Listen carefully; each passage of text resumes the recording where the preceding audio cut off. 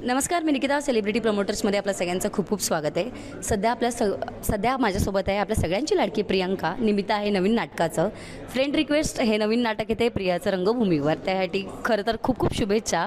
आम्ही तुला फायनली नाटकात बघतो आहे बऱ्याच दिवसांनी. सो तुला कसं वाटतं आहे?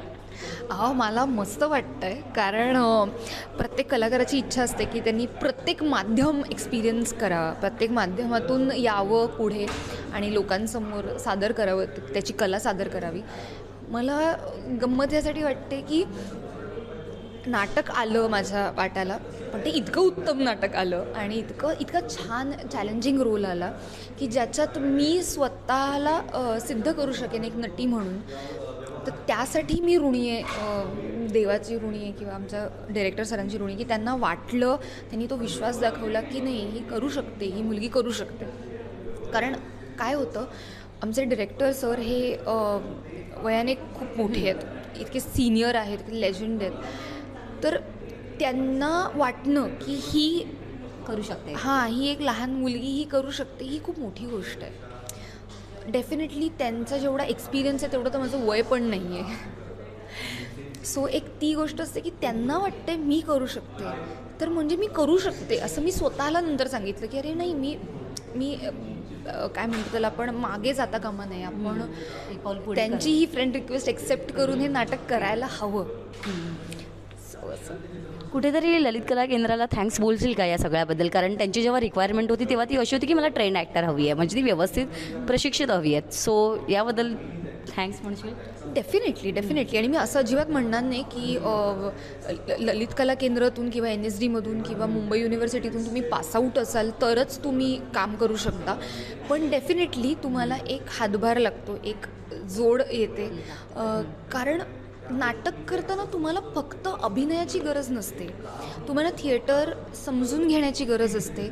तुम्ही ते का करताय, कुठे का उभे राहिलायत, इथून तिथे का चालत जाताय, सगळ्याच गोष्टी जाणून घेण्याची गरज असते. जी मला वाटतं की एक माझा प्लस पॉईंट आहे की मी ललित कला केंद्रातून पासआउट झालेली आहे. डेफिनेटली मी जेव्हा तिथे काम करत होते आणि आज मी जे इथे काम करणार आहे याच्यात जमीन आसमानाचा फरक आहे, कारण त्याच्यामध्ये कामांचा एक्सपिरियन्स आहे. आणि मी तर उलट असंही म्हणेन की फक्त नाटकाचं नाही, तर मी इतकंही म्हणेन की आज मी जी सिरियल करते तर त्यातूनही मला, आपण म्हणतो ना, सिरियल करत राहिलं तर 1-1.5 वर्ष का असेल मी सिरियल करते, तर रोज सीन करणं, ते पाठांतर करणं, ते चोख तिथे परफॉर्म करणं, तिथे व्हेरिएशन्स देणं, दिग्दर्शकाला जे अपेक्षित आहे ते करणं, ह्या गोष्टीने ना तुमची तलवार नेहमी अशी धार त्याची धार अशी छान राहते, तासत राहिली जाते. म्हणून इथे मला कदाचित वाटतं थोडं सोपं पडलं. कदाचित मी काम नसतं मला इतकी वर्ष, मी धरू का धरते, इतकी वर्ष मला काम नसतं तर मला असं वाटतं की मग कदाचित थोडं अवघड गेलंही असतं. पण मग सिरियलमुळे का असेनात मला इथे मदत झाली. आणि मी खरं सांगते की तुम्ही ना सरेंडर होणं खूप गरजेचं असतं दिग्दर्शकाला पण, आणि त्या पात्राला तर डेफिनेटली, म्हणजे कुठल्याही पात्राला सरेंडर होणं. आणि त्या दिग्दर्शकाला कधी कधी तुम्हाला नाही पटणार की अरे असं का सांगतोय माणूस, असं नाही, मला असं वाटतंय. पण कधी कधी तो त्या अँगलनी बघत असतो ना, तर त्याला जर सरेंडर केलं तर मला वाटतं की तुम्ही अजून उत्तम काम करू शकता. क्या बात आहे. कुठेतरी असं असतं की चला सिरियलचं डेलीचं शूट चालू आहे, सकाळी शूटला जाते, संध्याकाळी येते, आणि एक दिवस अचानक कॉल येतो की प्रिया तुला असं नाटक करायचं आहे आणि अजय सर सोबतीला आहेत. काय फिलिंग होती तेव्हा?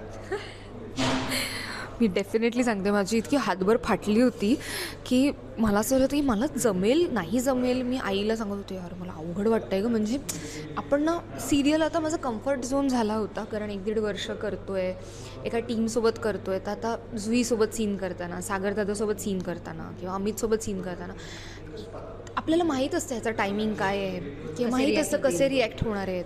दिग्दर्शकाबरोबर इतकं काम केल्यावरती माहीत असतं की सचिन सरांना आपलं काम माहिती आहे, चांगलं वाईट जे काही माझ्या वाईट गोष्टी त्यांना माहिती आहेत, चांगल्या गोष्टी त्यांना माहिती आहेत. सो तिथे एक कम्फर्ट झोन क्रिएट झालेला असतो. आणि अचानक तुम्हाला जेव्हा एक कळतं की तुम्हाला नाटक मिळालं, बरं नाटक असं नाही तर जबाबदारी घेणारं नाटक आहे की तुम्हाला ते कॅरी करायचं आहे नाटक 2-2.5 तास, तेव्हा डेफिनेटली खूप प्रेशर आलं होतं की बापरे आपल्याच्यानं होईल की नाही, इतक्या सगळ्या गोष्टी चोख झालं पाहिजे. बरं नाटकात तुम्हाला काही रिटेक नाही आहे की नाही झालं, सॉरी परत एकदा घेऊया, असं काही नाही आहे. तर त्याचं एक प्रेशर होतं. पण पहिल्या दिवसापासून आशिष दादा असू देत, अतुल दादाला तर मी ओळखत होते सिरियलमुळे, किंवा अजय दादा असू देत, त्यांनी मला शून्य प्रेशर दिलं. रॅदर आमचे डिरेक्टर सर, त्यांनी पण माझ्यावर कुठलं प्रेशर नाही टाकलं की हां.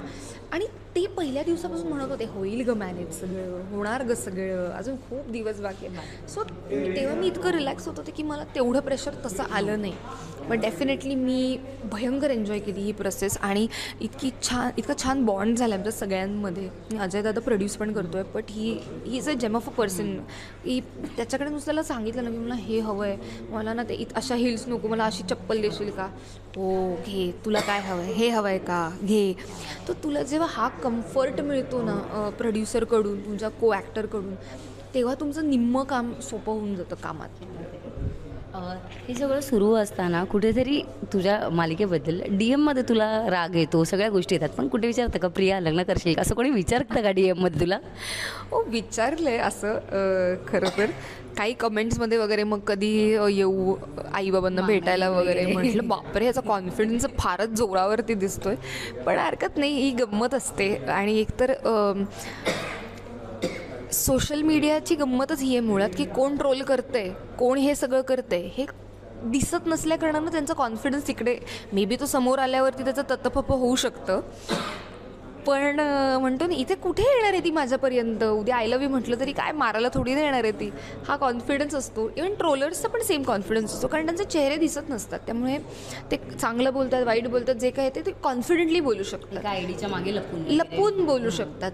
पण मला असं वाटतं की प्रत्येक गोष्टीचे काही पर्क्स असतात. आणि आणि काही म्हणजे पॉझिटिव्ह निगेटिव्ह दोन्ही बाजूला असतं. तर काही गोष्टी पॉझिटिव्ह आहेत, तुम्ही जितकं पॉझिटिव्ह घेता येईल तितकं बघा, जितकं निगेटिव्ह आहे तितकं दुर्लक्षित करा. एवढं की त्याच्याने काही फार विशेष घडत नाही असं मला वाटतं. या वादे तुझं नाटकसुद्धा तेच आहे की फ्रेंड रिक्वेस्ट आहे, सोशल मीडियावर कुठेतरी आधारलेलं असं म्हणायला हरकत नाही. सो त्याच्याविषयी काय सांगशील? मला असं वाटतं फ्रेंड रिक्वेस्ट हे आपल्याला, हा शब्द आपल्याला माहिती आहे फेसबुकमुळे किंवा इन्स्टामुळे असू देत किंवा काही. पण मला वाटतं की त्याच्या आधी पण फ्रेंड रिक्वेस्ट असणार आहे कधीतरी, तुमच्या मैत्रीची रिक्वेस्ट. फ्रेंड रिक्वेस्ट माझ्यासाठी ही नुसती सोशल मीडियाशी रिलेटेड नाही आहे, माझ्यासाठी हे एका नवीन नात्याचं इन्व्हिटेशन आहे, की एक नवीन बॉन्ड असणं, एक नवीन नात्याचं इन्व्हिटेशन असण्यासारखं आहे. तर मी त्याला तसं कन्सिव्ह करते. यामध्ये म्हणजे एकंदरीत आपल्याला कळलं की हे थोडंफार सोशल मीडिया रिलेटेड आहे, पण हे नात्या रिलेटेड सुद्धा नाटक आहे. सो डेफिनेटली म्हणजे ओव्हरऑल नातं आणि सोशल मीडियाची आम्हाला इथे घालमेल पाहायला मिळणार आहे. जाता आता प्रेक्षकांना काय सांगशील? प्लीज नाटक बघायला या, कारण आम्ही आज जी काही मेहनत करतो आहे ती फक्त तुमच्यासाठी करतो आहे. रिकाम्या खुर्च्यांसोबत समोर सादर करायला कुठल्याच कलाकाराला आवडणार नाही. रॅदर तर माझी इच्छा आहे की तुम्ही नाटक बघायला या. चांगलं वाईट तुम्हाला जे काही वाटेल, माझ्या कामाविषयी असू देत किंवा नाटकाविषयी असू देत, गोष्टीविषयी असू देत, तर आम्ही ते सगळं स्वीकारायला तयार आहोत. पण बघायला नक्की या. खूप खूप धन्यवाद आणि पुढील वाटचालीसाठी तुला खूप खूप शुभेच्छा. Thank you thank you so much. Thank you.